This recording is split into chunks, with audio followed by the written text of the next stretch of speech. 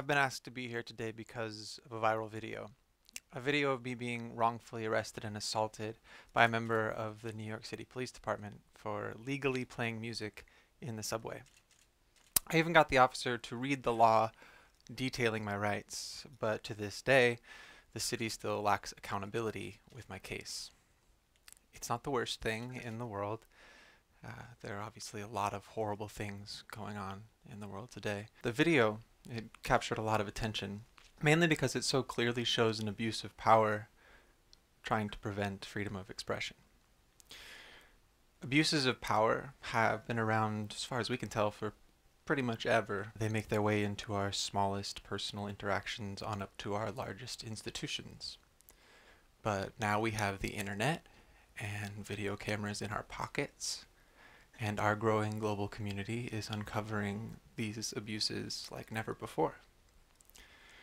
We feel at once vindicated at the exposure, and then defeated when we feel powerless to change them. But we're creating this global society together, and we all contribute to how it behaves. There are many ways to affect change, and I think Michael Jackson's 2 cents that we look at the man in the mirror is pretty good advice. My greatest growth through self-reflection has gone hand in hand with a genuine pursuit of my passion. I played the piano since I was about 5, but I didn't really fall in love with music until high school, when I started listening in a different way that consumed me. Music seemed to change the colors of the world.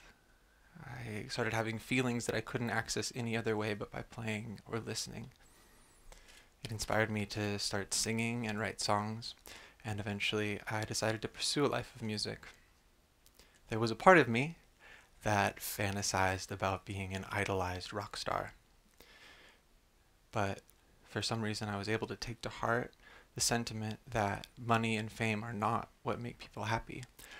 I aligned my intentions with the belief that the true value of music is as an avenue for one to express herself, and for that expression to be a connection with other people, be it as playing and singing together or as an offering to listeners. I studied music composition in San Francisco and then promptly moved to New York with the goal of creating art that was valued highly enough by my community that they would continue to support me making it. After finishing my first album, I felt confident with my abilities to write and record songs, and I set my focus towards performance, especially my voice. There were some specific vocal attributes that I felt really limited with: range, power, resonance, vibrato. And in conjunction with these limitations, I felt like I couldn't fully express myself, like there were feelings inside of me I couldn't bring out, or that weren't conveyed accurately when I vocalized them. And I would strain my voice trying to force them out. I idolized greats like Aretha Franklin and Ray Charles, John and Paul, and Nina Simone, especially Nina Simone, not only for their technical abilities, but for the way they seem to bare their souls when they sing. I had a hunch, though, that these vocal gods were still just people with astoundingly beautiful instruments, but still the same mechanisms to produce sound that exist in me. I just had to learn how to use my instrument. This pursuit was only just beginning to consume my life when my bandmate, who's also an actress, gave me one of her theater school textbooks called Freeing the Natural Voice by Kristen Linklater. Linklater is a former head of acting at Columbia University, and her book works on 2 assumptions. One, that everyone possesses a voice capable of expressing whatever gamut of emotion, complexity of mood, and subtlety of thought he or she experiences. And 2, that the tensions acquired through living in this world, as well as defenses, inhibitions, and negative reactions to environmental influences, often diminish the efficiency of the natural voice to the point of distorted communication. This clearly corroborated my suspicions that the same mechanisms that exist in Nina Simone also exist in me. I was excited. Reading further, Linklater explains that the goal of the exercises in the book is to produce a voice that is in direct contact with emotional impulses, shaped by the intellect but not inhibited by it. Such a voice is a built-in attribute of the body. It will have an innate potential for wide pitch range, intricate harmonics, and kaleidoscopic textural qualities, and will be articulated into clear speech in response to clear thinking and desire to communicate. The natural voice is transparent. It reveals, not describes, inner impulses of emotion and thought directly and spontaneously. The person is heard, not the person's voice. I was completely sold on the ideology, and I set about on the exercises. The first chapter is mainly an in-depth explanation about how to loosen your spine, first by folding it forward and letting gravity pull it longer, and then reaching for the sky to expand into the new length. The second chapter is about how to lay on the floor and breathe. This may sound easy. There are a few things that I have found to be more difficult. The third chapter is about how to inspire vibration to accompany your exhale, which she calls the touch of sound. Huh. The rest of the book is great. Highly recommended. But I found the first 3 chapters held the main tenets that I thought were the most important. Creating looseness in the body, allowing natural mechanisms to operate as they are designed to, and learning to work with these mechanisms to express ourselves through vibration. The theory and method were very convincing. I committed to the exercises, first cultivating an awareness of where tension exists in my body. When we're born, we come with these wonderful things called bodies. They're incredibly adaptable, but they also come in with a lot of innate programming. When we're babies, we can scream our heads off for hours. We can use all of our resonators, create enormous amounts of sound for hours without hurting our vocal cords at all. But as we live our lives, our bodies become more tense, and the instrument becomes obstructed. Some amount of tension is necessary to keep us from crumbling into a sack of bones and goo on the floor, but the vast majority of us are walking around with far more tension in our bodies than is needed to keep us walking upright. We are designed to balance on our bones, stacking them directly on top of one another so that the majority of our weight is sent through our bones and into the ground. Ideally, standing requires little to no effort from our muscles, save for some slight balancing adjustments. But our tense muscles, these knots that eventually form all over our bodies, they pull at our skeleton, redirecting our weight away from this direct line into the ground. This causes a chain reaction where other muscles are required to balance out the redirected force, creating a pattern of ungrounded tension in the body.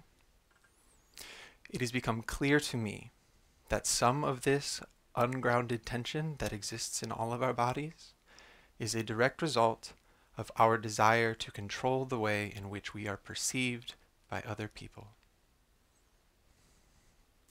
We see from a very young age that we are going to be judged. We find certain ways of being perceived as advantageous over others, and we learn to shape other people's perceptions of us. This can manifest in a myriad of ways. A common feeling is not wanting to be vulnerable or show weakness. There may be a part of us that's very easy for people to see that we don't want to let be seen, like you're in a conversation with someone and you're on the verge of tears and you tighten up your chest, your throat, and your jaw so as not to be seen.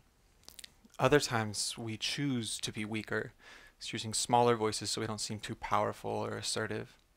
And not all of these ways of hiding are in our verbal interactions either. We have an epidemic in our society of people holding their bellies in so as to appear thinner. And these are just a few glaring examples.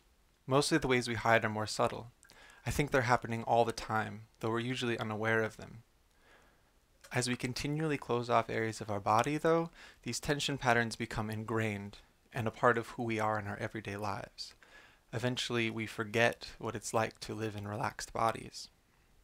There's also beauty in this, as the different ways we behave also make us all individuals.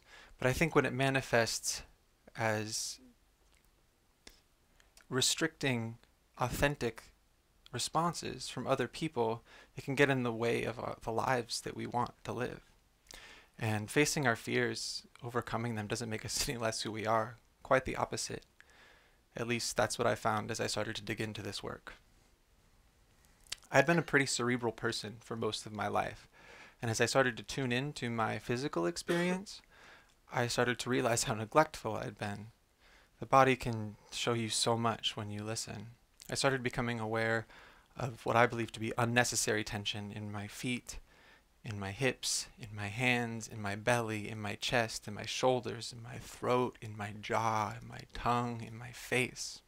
As I would do the breathing exercises in the second chapter, I realized I couldn't refrain from controlling my breath.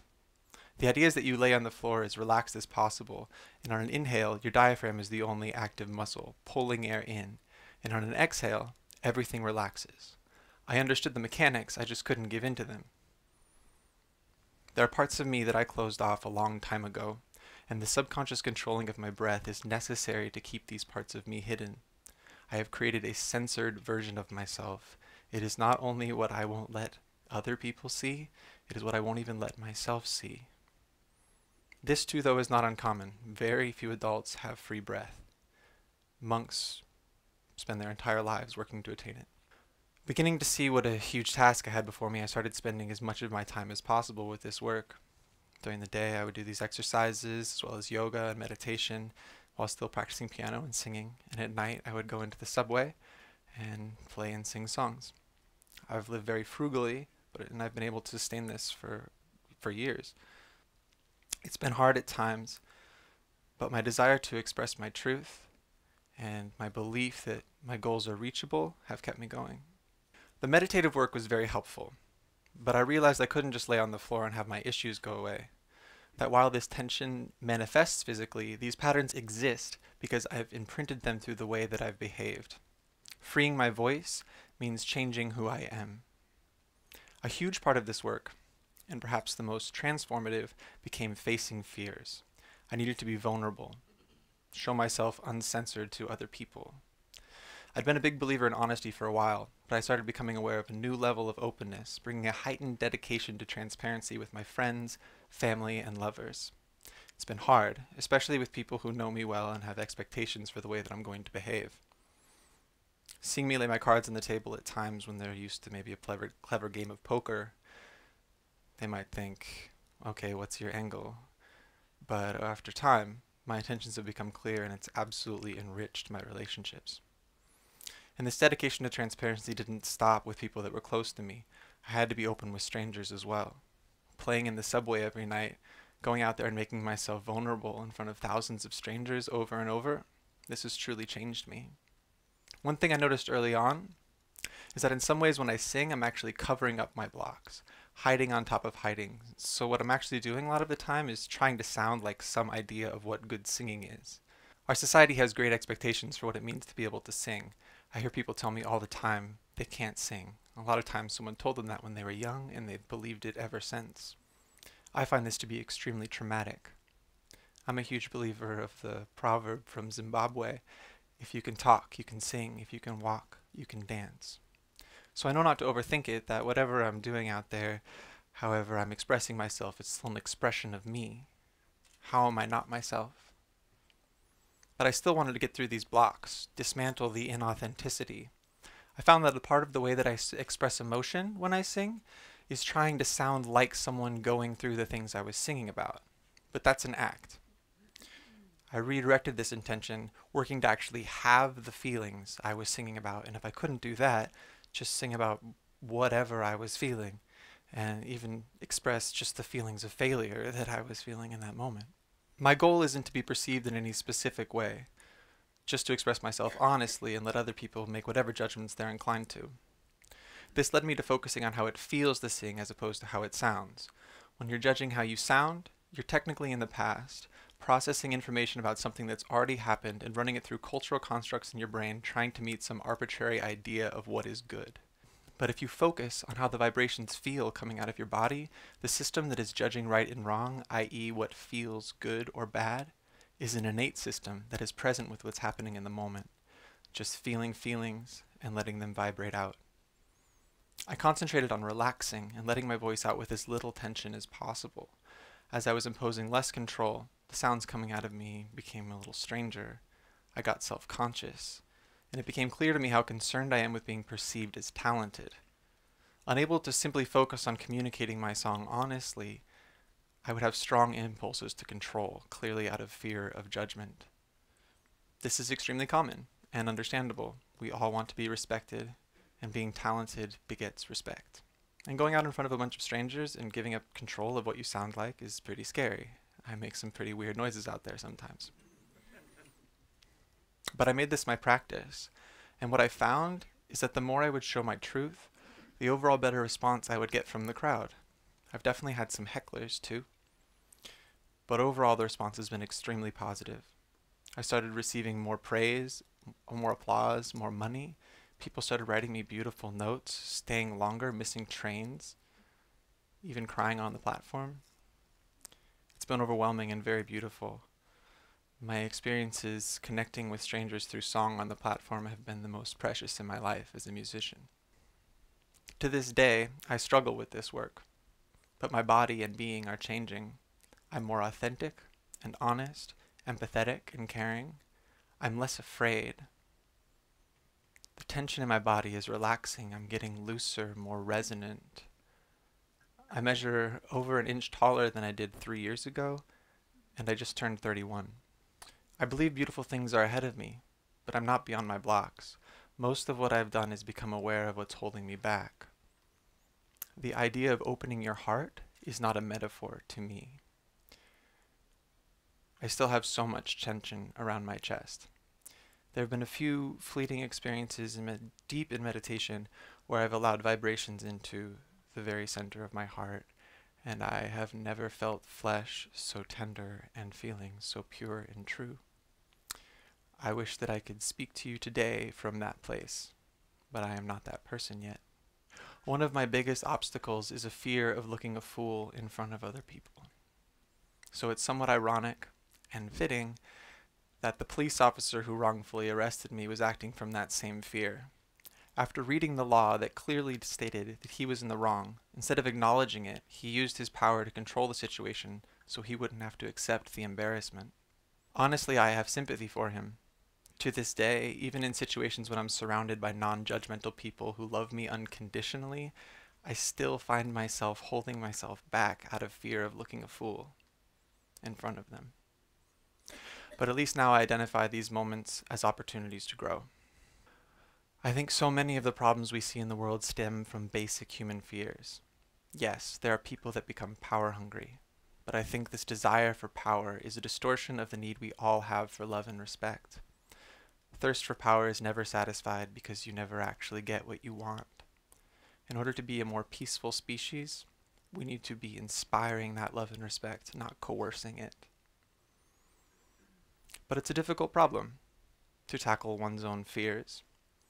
They go so deep and we're often hiding them from ourselves. But the positive changes you make to yourself can affect everyone around you.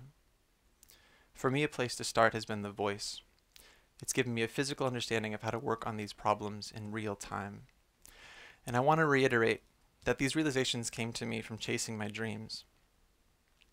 A lot of times, what stands in the way of us pursuing our passion is again an expectation of what we are supposed to do or be, a societal idea of success. Do what you want to do with your time. Make it happen as much as you can. I know that I could not have had the success that I've had with this work if I didn't want, with all of my being, to sing my heart out. I believe someday I will. Thank you for listening.